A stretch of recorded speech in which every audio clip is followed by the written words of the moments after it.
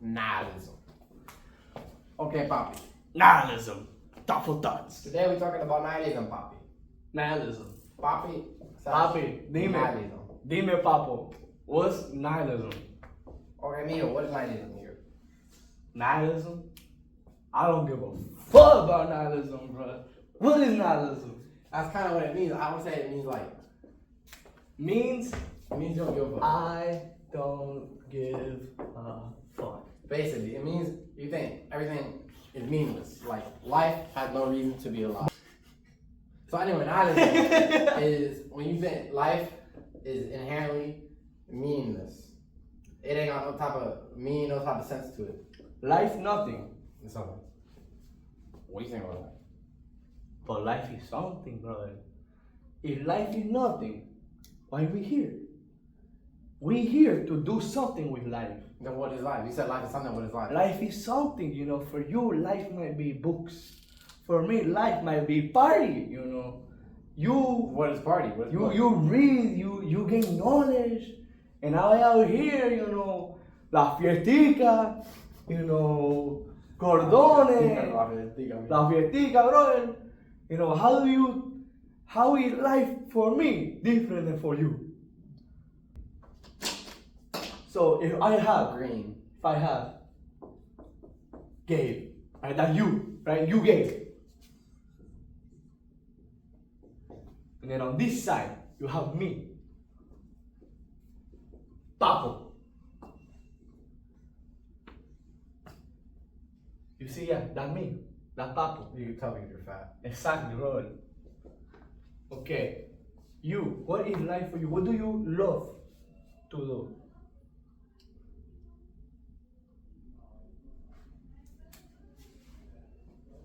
I love. I don't know. Wait a minute.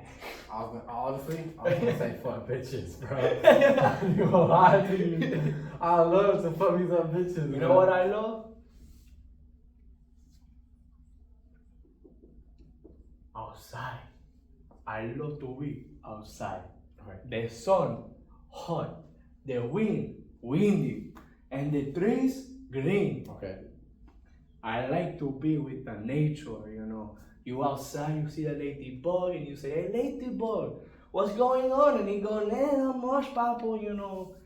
You doing this thing, I do another thing." And then, you know, it's life outside. So how does that make life meaningful? Just because you like something. To like me, being outside. you know, like I like Being outside peace. is meaningful? Yes. What is meaning? It gives me What is meaning? peace of mind. What is meaning in a sense? Meaning is what you believe that it affects you. So meaning is, you know, how if something affects you, it means something for you. And then the meaning full, it means it's full of the meaning. Full, it's real. It means it's full of meaning. Full of meaning. That's a pretty accurate testament. It means it's full of meaning. But what is meaning? What is Meaning is self, you know. You do something, you know, you hear, right? You Papo, right?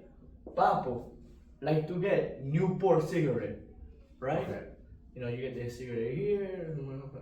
All right, Newport Papo. cigarette. Papo, he take the cigarette. He smoke you, right? Smoke. And now he feel like Bob Marley always say, You feel better. everything is gonna be alright, bro. Alright, like the song. You feel a little bit better. You feel a little bit better. So, to Papo, Okay. the Newport are meaningful. Because it makes him feel better. Exactly. Because it affects him. So some then type of way. obviously he go home and you see this is his wife, right? She's kind of a ball. He punch her. Now Okay. you might think to yourself, If she's why? that breed. He don't do that way. Why he punk her if his meaning is to smoke? Why that happen? Because sometimes what make you happy changes the person you are, and not in a good way. I fucking broke the expo. You did break the expo. I broke the expo. Actually, so would you say meaning is purpose? Meaning is self gratification. That don't make no sense. What do you mean meaning is It's self-gratification? It's self because So if I jerk off, that's meaning. In order to live the most meaningful life, I could just jerk off every day. I think your meaning might be different to my meaning, right? Because your meaning is gooning. And yours is Jerking coming. off. It's coming, yeah. Coming. You don't like you. You edit see, so yourself you come Uh-huh. like Donkey Kong, coming, and I outside. You in here thinking, I out here doing. So my question is, why is so meaning? To find the meaning of life. How do we find the meaning of life, bro? You must erase everything you previously thought about reality. Nothing.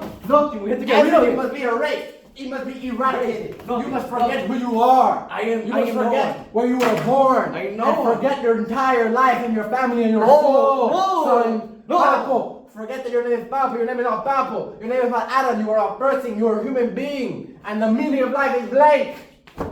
Is nothing. What do I do now? I need something. If not, why just not kill myself? What's the point of me being here? Why? Explain to me why. Why am I here? Why do I do this? Am I even Cubano? Kill yourself, shit. You're not Cuban. Your skin's a fucking friend. That's what you are. Nihilism. That's the first time I actually hung out with you. I remember, bro. I was like, okay, come on, let's get on the ride. And you were fucking scared. Hell no, I was not about that shit. I remember we were on the ride, and you were like, your Yeah, hand you was have the shaking. video. Yeah, I have the video. Cut to that video, bro. Cut to the video. Alright. Nah, silent while they cut to the video. Ha ha ha, that was a funny cut. That was a funny video of me being scared on the ride. Video's not done yet. So, yeah. No, it is. Alright, now we're back. Hold up. So, there's nothing meaningful. Why are we here? Why do we think that we need a purpose?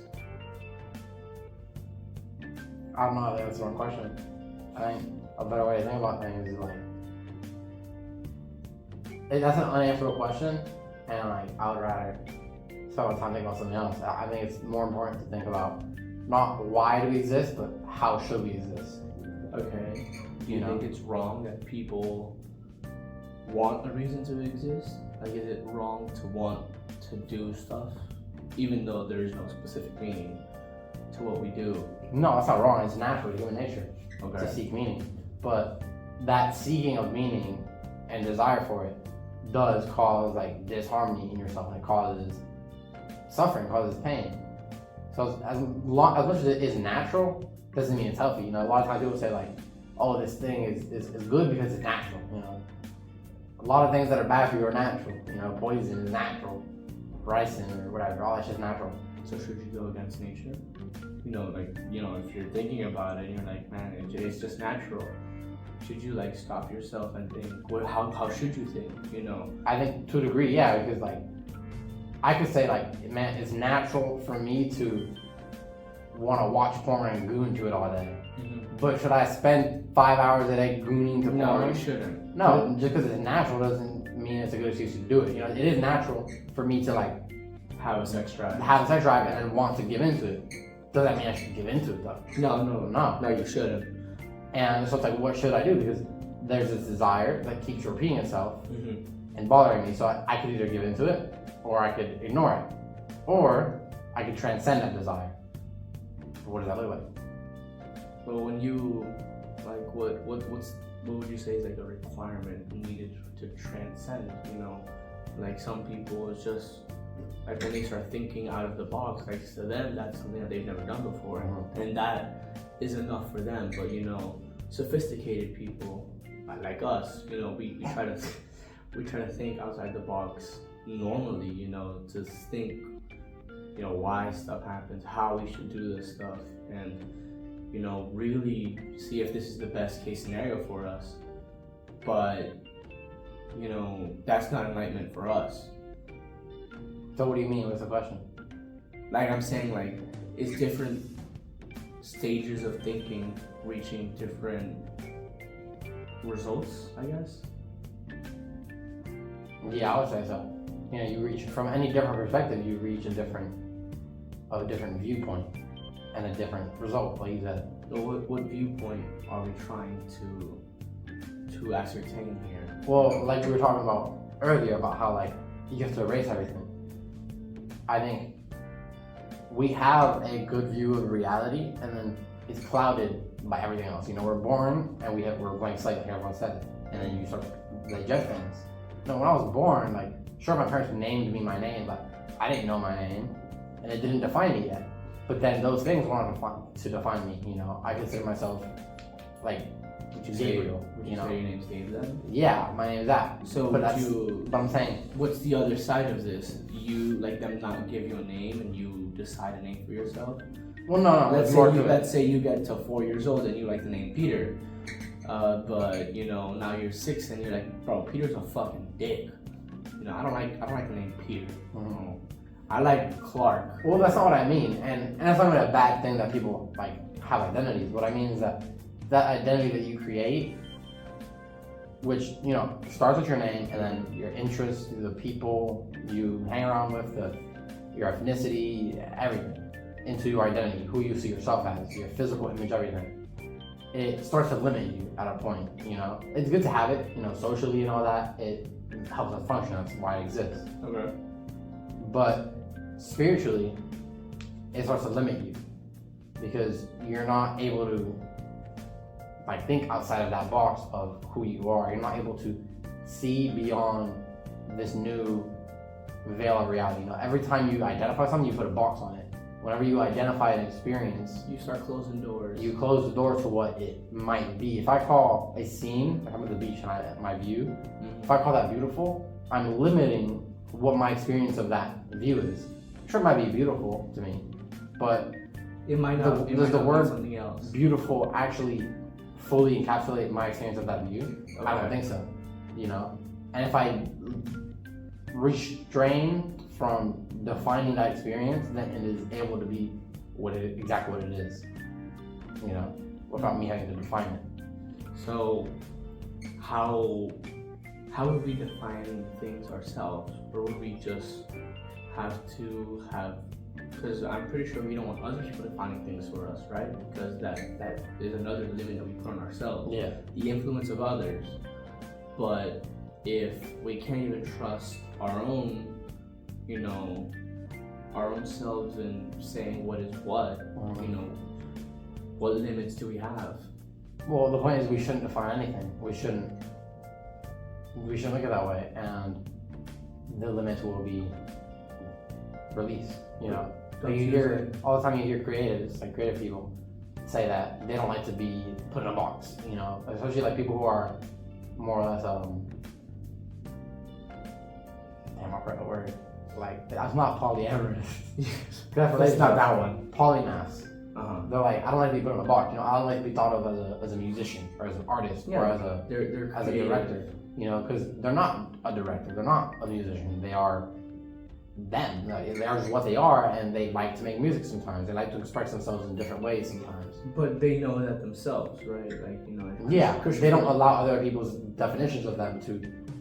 But like you were saying before, we shouldn't define ourselves, right? It should just be nothing. It should be in the air, exactly. So you can be everything and nothing at the same time. You could be anything. And how would someone look at that? If someone says you're everything and another person says you're nothing, and you're there in the middle, and you're not, what are you supposed to think? Nothing, because that would be the opinion of someone. But you're supposed to think nothing to be able to look at everything. But not if you're looking at everything, you're looking at the opinion of another person. But no, I'm saying you are everything and nothing. You know what I mean? Yeah, but how do you look at that yourself? The first question would be, is it even possible to look at yourself without influences? No, probably not. So what would we see if we didn't have influences? It's probably, I would think it's like when you see a random person across the street.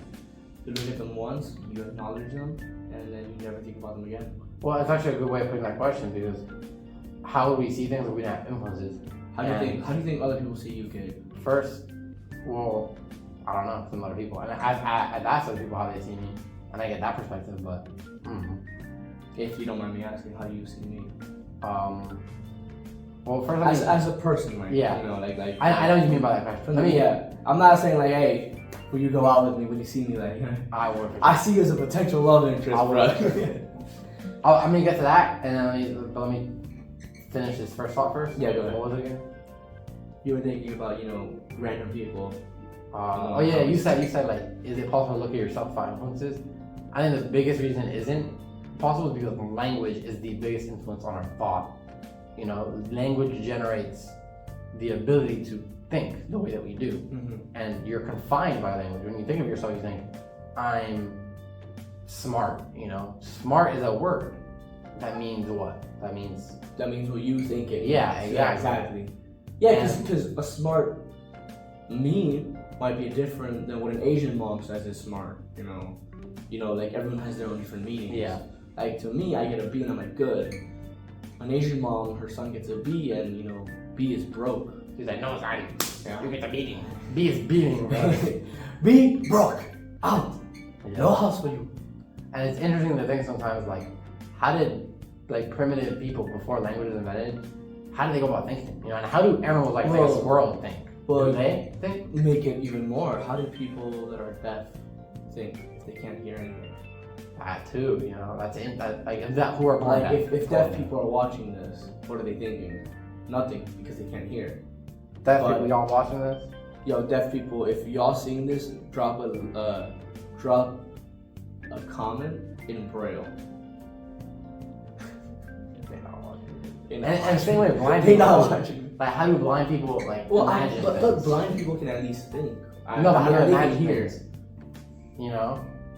Like, born blind, how do you imagine things? When I think of things, if I think about a chair, I can see Like shapes and stuff? Yeah, anything. That'd probably be really interesting. Well, I mean, isn't there like a blind painter? I don't know. How does a blind person paint? But Beethoven was deaf, right? But he wasn't born deaf. Exactly. So of course, but he still had, I can imagine that maybe that blind painter wasn't born blind.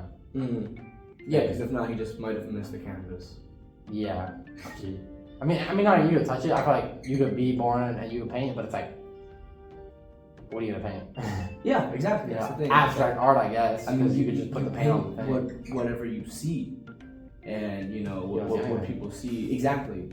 So it's whatever they think is in their brain and stuff like that. Yeah, and they can't even really paint what they see in their brain, because if someone says the colors, right? Someone says, if you're a painter and you're like, all right, give me blue. And you don't even know what blue looks like, so you don't know what the finished product looks like at all. Yeah, because there's also colorblind people as well. My shirt might be just black, but it might be red. Yeah, and if there's people that don't see the color red, it's like, that doesn't exist now. Like, that's so weird. Yeah, it's like concepts put upon us. We all know what red is, but there's someone that was never taught red is red. Yeah. They might think that's green. I was thinking about that this morning. Imagine, I was looking at all the colors in my landscape. Imagine if I was never taught any concept of what colors are. Okay. How would I see the difference in the light green of the grass and the dark green on the tree and the blue on the flower? It's like, it wouldn't. And I don't think that I would be colorblind because of the concept. Like, my vision would be the same. My vision is not just dictated by information, my prior knowledge. intellectual understanding, but my intellectual understanding dominates my actual experience of that vision. Okay. So if I didn't have the definition of green and dark green and all that stuff, I would just see it as it is, and I wouldn't put a word on it. I wouldn't put a label on it. Do you think that you you might not put a label on it, specifically, but in your brain, next time you see it, you realize, hey, one is lighter or darker, even if you don't know those words, you notice the difference. Exactly, you know that there's a difference, but you still don't put a word to that difference. Yeah. And you don't even put a word to the concept of difference. you just see it and you experience it. So there's no delay, there's no like middleman between experience. Language is the middleman between experience. Okay. But when there's no language, it's pure experience. Isn't that kind of beautiful? I think so. But cause, I was arguing with my cousin about this the other day, because she was saying, like the colors and this might be red for you and stuff for me, and I kept saying that there's things that no matter what, they're fact, right? Yeah. Kind of on like the science side. 2 + 2 type. Exactly. Like hey, but oh yeah, she said 2 + 2 might like someone might be taught from birth 2 + 2 is 5. Right? Yeah. So like, and that even counts by that. But even like the nature part, like gravity, right? Like no matter how you were raised, gravity is still there. Like even if you didn't learn about it. Even if you didn't learn about it, like you might not ever have heard about gravity. Probably like most of us were like in elementary school and stuff like that, right? We're just thinking, we're on Earth. In pre-K, I didn't know what gravity was. Exactly. So, if you grab like a marker and an apple, whichever one's heavier is gonna hit the ground first, right? No matter what cognitive, learning you had as a kid, you might have been taught your whole life, hey, a marker is a lot heavier than an apple. All right. But even before you knew it was heavier or anything, like you said, you dropped these two things. You didn't know why they fell to the ground. You didn't know why one fell faster, and it didn't really matter. They just did. That's just how reality was. Exactly. Like, okay. Like you're like, hey. Yeah, exactly. Like you just And maybe you were like, Mom, like why does this happen or whatever? Because you were curious, and that's it. Well, I like what you said your cousin said about if you grew up being told that 2 + 2 is 5. You would believe that 2 + 2 is 5, and then you would create a logical schema so that 2 + 2 does equal 5. Because let's say the symbol of the word 2 to you would mean 2.5. Exactly. And then 2 + 2 would equal 5. Maybe, yeah. And that goes to show how our conditioning shapes the way we view everything. We're conditioned from the moment we're born to see everything as we are told that it is supposed to be seen. Like the shade of the darker shade of like that we define as red is supposed to be seen as red. It's a difficult concept to communicate. Especially to people that don't have that type of learning. How do you communicate with someone that grew up with red being blue? Yeah, and they haven't been socialized. You're talking about properly. exactly. You're talking about red stuff and all this, and they're adding to this conversation, but you're confused. But now you understand why. So like, and then from there going on, is it right for you to correct them as well? But that's what is that, or do they even can they even learn at that point? Like if they've been conditioned their whole life.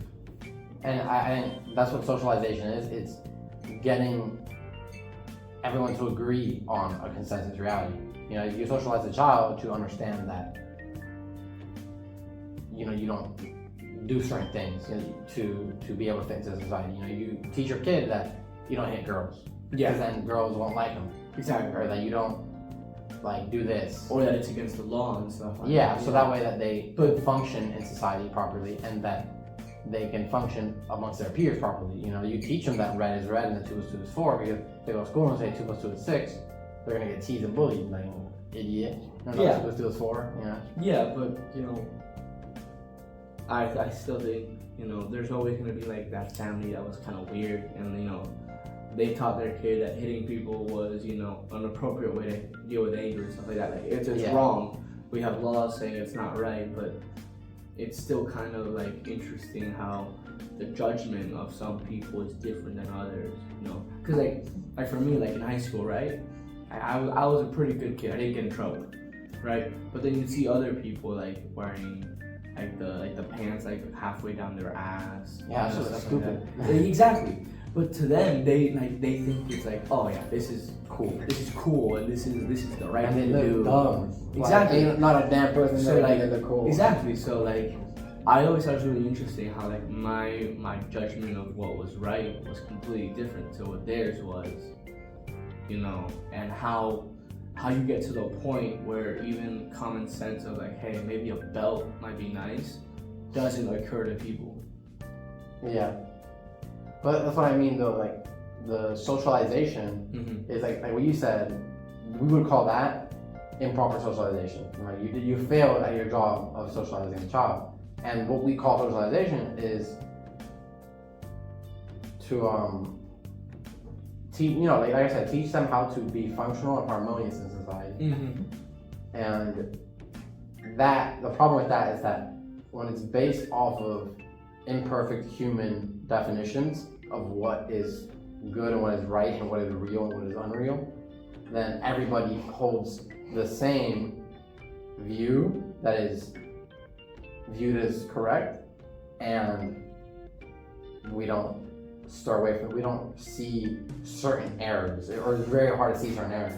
Like an analogy I used here in Foster Club was that, we have to all see from a different perspective. If we want to see you, what you are, you sit in the middle of the room, we need tons of people to sit, tons of eyes or cameras in every inch of the room to see you from every perspective possible, to see what you truly and fully are in that one moment. Okay. But what we're doing as a society is we're putting people in a line so that I'm here and that other person's there, that other person's there, and maybe they're a few inches away, so they're in the same general area. They see a different part, but they're in the same general area, so that way they can agree that, Adam has two eyes. But if I stand over there, I only see one of them, and I'm gonna say Adam has one eye. And we can argue, but we're all in the same general area, and we don't even see the back of your head. Okay. Yeah, I guess, when you look at, like movies and stuff like that, or you watch podcasts, right? And you look at them and like stuff like that, and you're there, and you feel like they're your friends and stuff, but like you've never even seen the back of their head. Like that's weird. Yeah. And yeah, I find that so fun. And they've never seen the front of your face either. Exactly. It's kind of weird how it's a one-sided relationship. It's really weird because like I like a podcast where it's three friends, Yeah. and the podcast mostly is just talking shit, talking about stories and like it's anything, right? Yeah. That's why I like when we have these discussions or I make the podcast. I don't like doing like specific things because I like the open-ended, just like be like talking with a friend. More casual, more free. Exactly. Right? We tell some like jokes. scripted. It's not fun. Yeah. And but when I watch those like at that podcast, I feel like I'm their friend. Like they've told stories about themselves growing up and being in school. They don't know anything about me, but I would but in a heartbeat, I would do something for them because you die for them. I wouldn't die for them, but I think like it's like these. You think a bullet from. It's these relationships that somehow. I think a bullet for Huberman. Probably disclaimer. Yeah. So I like it. I like how we think sometimes and the way that some people do some things and other stuff. It's interesting. Yeah, there's value in having different perspectives on the same thing, different, like even how we said earlier, the fair, the rides. I didn't enjoy them, and I was kind of like uncomfortable. You were uncomfortable. You were having a time. You were like this. You were having a time. I was having a time. Yeah, but you and Adolph were running from my ride. But at the same time, I was, I didn't want to be like, even if I was scared of a ride, in my mind I'm thinking, this is a chance at my first college friend group, like I don't want to mess it up. Like even if I'm scared, I'm gonna try my best because, like at that point, I had no one to hang out with. But it was class, home, and that's it. But like now that I have you guys, it's fun. We get to like do stuff and I feel like now like you really do have that college experience. Of course, but just going home it's not the same thing. No, it's not. It's not like and even like meeting Rocky and Vinny like at the first meeting that I went to, like they said like Adam, it felt so weird meeting you because I don't remember like anything. But I was like friends, that was fun, yeah. Well, because at least with me, I was just like, yo, what's up, guys? What up? And I just sit with them and start chatting. Yeah. Like it was like I'm not good at like. I'm good at being like that friend, like the energy, like that good person that you want there. Yeah. Because that's what I want to be. I like to see people happy and stuff. But when it's new people and stuff, I don't. It's like it's nerve-wracking. So for me, it was just act like I'm already their friend. Like I've known them for like a couple of weeks. And it worked. And it worked. But maybe if I would have tried that somewhere else, they would have been like, yo, we don't fucking know you. No, who are you? Well, yeah. And it's just, I don't know, I think it's... Or if you're like too pushy. Exactly, like I don't want to like, I met you guys and you guys invited me out like for the first 2 or 3 times, and then I was like, hey guys, what do you guys want to do? And then I was like, okay, friends. Exactly. Like if I like make 2, 3 friends and me like, all right guys, what are we doing this weekend? You know, it's like, well, you know, you're new here. I was like when you get a girl number and you ask her immediately to hang out. Exactly. It's like, and that's the thing. It can work sometimes. You know, it depends on who you're talking to. Mm-hmm. It works, but it's like. But do you take the risk saying, justifying that it might work, or do you like always go the safe route? Because I would say you judge the person's vibe. Like, okay. Is this? Do we have the kind of connection where like that would work? You know, Mm-hmm. like I can kind of tell that they're saying the same thing or not. You have to have a good radar. Yeah, definitely. And sometimes they fail, that's fine. You make a mistake. Yeah. And my point too with the affair thing is like, I had an uncomfortable experience. You had time of your life. You had a really good time. Mm-hmm. So is it that let's say that one ride? Is it that ride was like bad and a bad experience, or was it really fun?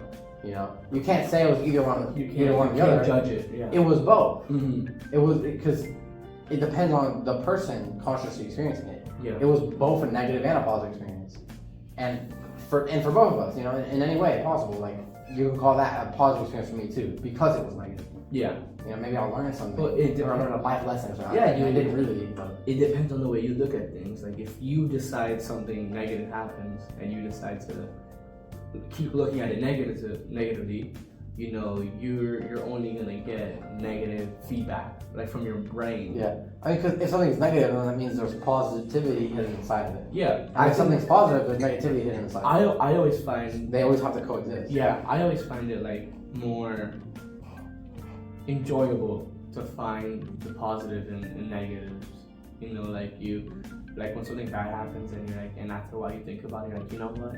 I learned this and do this. Like it's very satisfying. Maybe because you know you just don't want to feel like you wasted your time with something, or you just had a bad experience. And because you're a human too, so it gives a meaning to the negative experience. Yeah, like at least I improved because of it. That's the thing. But are we weak for just relying and being to ourselves like, you know what, it's okay that I messed up because I learned something? Or does that make us stronger because we can see what we did wrong and learn from it? I think everyone, it's different for everyone. On that superficial level, it does make us stronger, but also think like, why do we need to derive meaning from our experiences? Yeah. Why can't we let the experiences just be exactly that? Yeah, and also if you just keep messing up, you know, that's also just a negative. It makes you weak.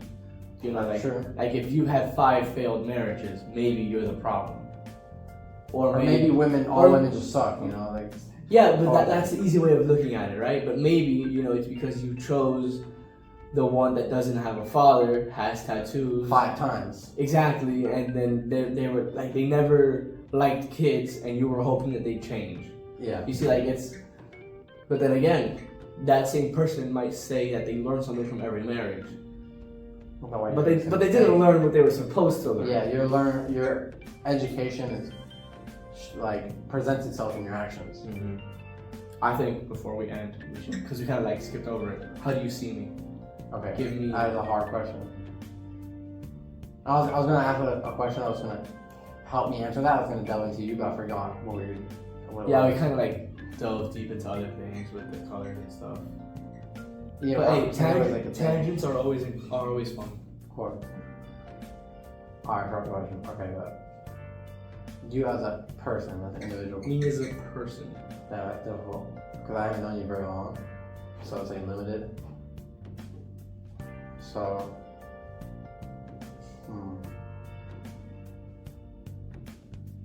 I'll find out. I'm gonna stand for your soul.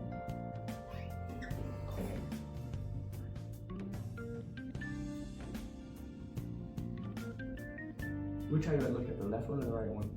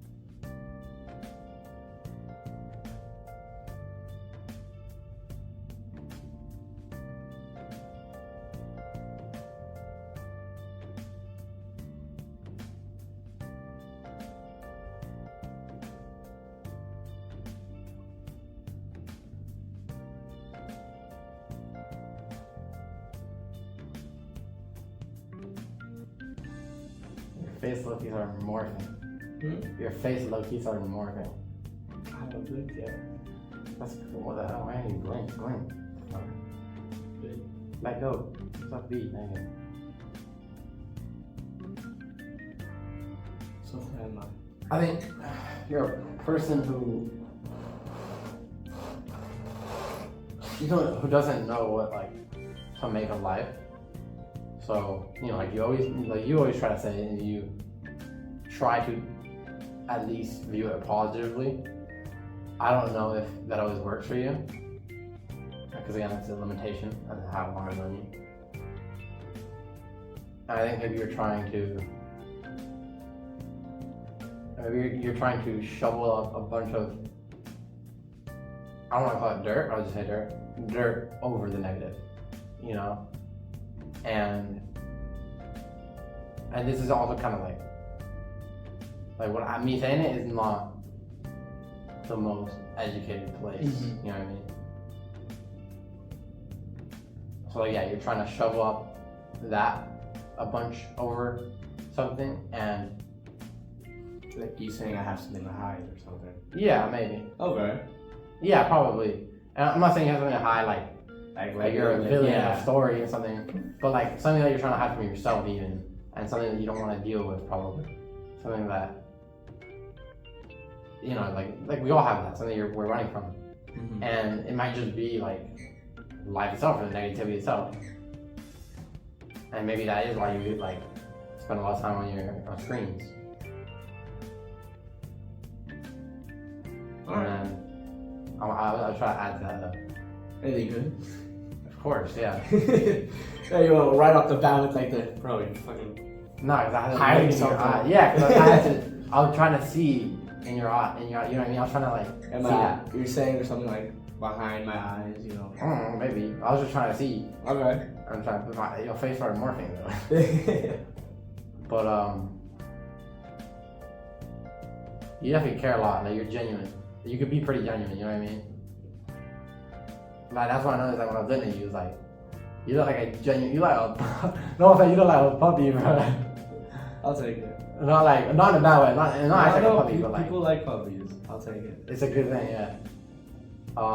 Genuine. The hoes love puppies. Yeah, straight they do.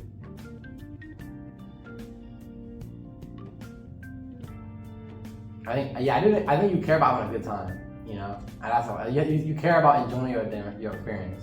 That's one of the biggest things that I noticed of you, hanging out, spending time with you. You know what I mean? Okay. You care about having a good time. I agree. I like to make sure, I'm having a good time, enjoying, and make sure I'm not wasting it, I guess. I just grew up where, if wasting time doing nothing was a bad thing. So, Yeah. just, But it's not. That's the thing. I it's feel like not, you it's realize not. that it's not. That's a part of growing. You start asking yourself questions, and you start thinking about things differently. So Yeah. And I've concluded you don't have to do me, bro. You don't have to stare in my eyes too or not. nah. Alright. You pros and cons. Alright. Nah.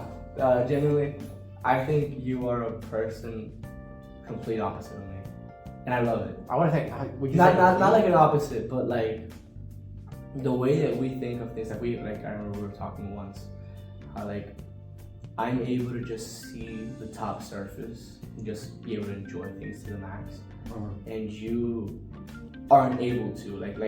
The back of your brain's always trying to dig into something deeper, and I think that's sometimes I wouldn't say how accurate that is, because I do find myself being able to enjoy superficial things. okay. For me, that seems like The Simpsons. Yeah. I'm able to just lay back and Well, laugh. everyone has that one thing that you just turn your brain off, laugh like a monkey.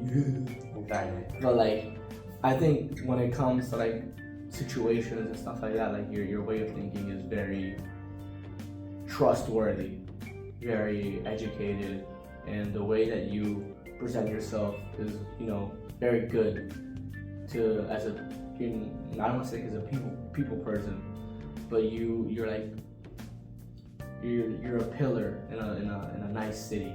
You're there for people, and the way you express yourselves and dictate things for others is controlled. And like I said, you you said, you are a creative person and you don't like to be labeled or anything. So that's a freedom that you put upon yourself with just being able to be whatever you want. Yeah. What would you say is underneath the first thing you said? What would you say is underneath that? The first thing you said. I think, like with me, everyone has something they're trying to run from. Yeah. But I think you're a lot closer to finding out what it is about yourself than me. Alright? Thank you. Alright? It's been a good episode. Wait, we're recording this whole time? Yeah. Nice.